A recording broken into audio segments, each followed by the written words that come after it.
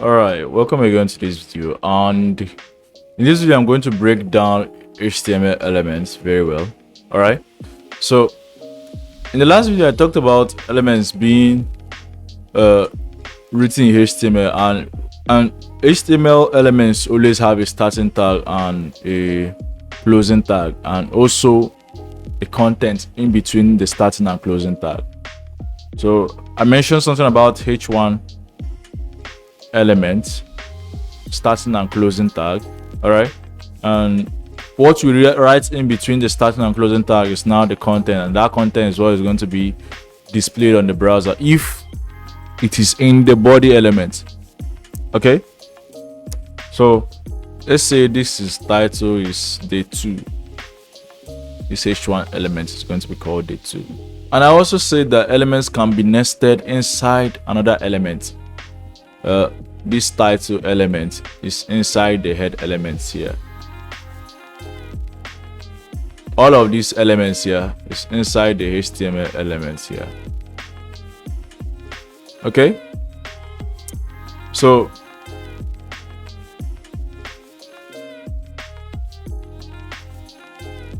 now I also say that you must always close the elements. The reason why you have to always close your elements because sometimes when you don't close them, your browser is going to display things incorrectly and improper. You get in an improper way.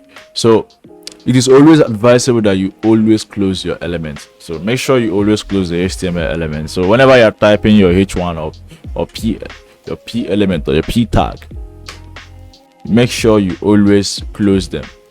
Make sure this is always closed. Make sure this is always there. It's always closed. Okay, now there are some elements that don't need closing. Okay, they don't need closing, and an example of that is the break line element. Now break line element, what break line element does is that it creates a new line. So let me write it down. Break. Now notice what happened. This entered a new line. Normally the code is going to be all jam-packed and all of them is going to just be so accumulated, but when you want to like create a new line in quotes, you just open up your break element. All right, the same thing goes if you put it any other place. Break. Okay, same thing goes if you put it any other place too. Break. A new line will always be generated, so anything you type will enter a new line. Anything you type will enter a new line. All right, and also one of the things you need to realize is that HTML is not case sensitive. But before I talk about HTML not being case sensitive, we also have another element that doesn't need a closing tag, and that is like the image element. So this image element, which I will explain further in the next video, all you just need to do is with this image element is what we are going to be using to like insert images in the web page.